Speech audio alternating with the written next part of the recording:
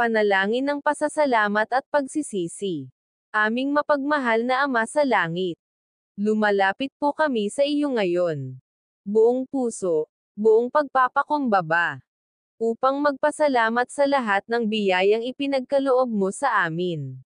Maraming salamat, Panginoon, sa bagong araw na ito, isang patunay ng iyong katapatan. Salamat sa kalusugan naming hindi perpekto, ngunit sapat upang kami makagalaw, makapagtrabaho, at magmahal. Salamat po sa pagkain sa aming hapag, na hindi man laging marangya, ay sapat upang punuin ang aming mga tiyan at pasayahin ang aming puso. Salamat po, O Diyos, sa lakas na ipinagkakaloob mo sa bawat gising, sa matitirhang tahanan na nagsisilbing aming kanlungan, at sa mga mahal sa buhay na kasama naming tumatahak sa hamon ng buhay. Hindi po namin malilimutan ang mga sandaling kami ay nadapa, ngunit pinili mong kami ay itayo. Ang mga panahong kami nagkulang sa pananampalataya, ngunit hindi mo kami iniwan. Panginoon, patawad po kung minsan nakakalimot kami sa iyo.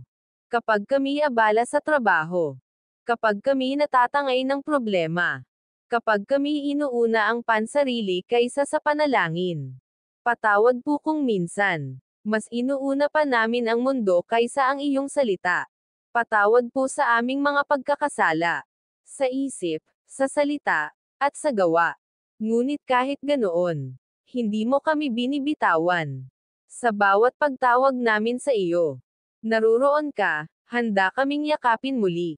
Kaya ngayon, O Diyos, itinataas namin sa iyo ang aming buong puso. Nagpapasalamat at nagsusumamo. Patuloy mo kaming baguhin. Patuloy mo kaming paalalahanan na ikaw ang aming Diyos, na sa iyo lamang matatagpuan ang tunay na kapayapaan at kasiyahan.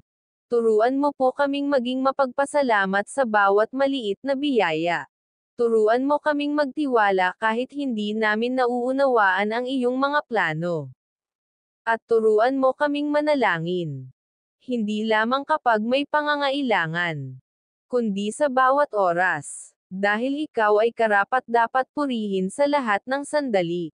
Ito po ang aming dalangin. Sa pangalan ni Jesus, ang aming Panginoon at Tagapagligtas. Amen.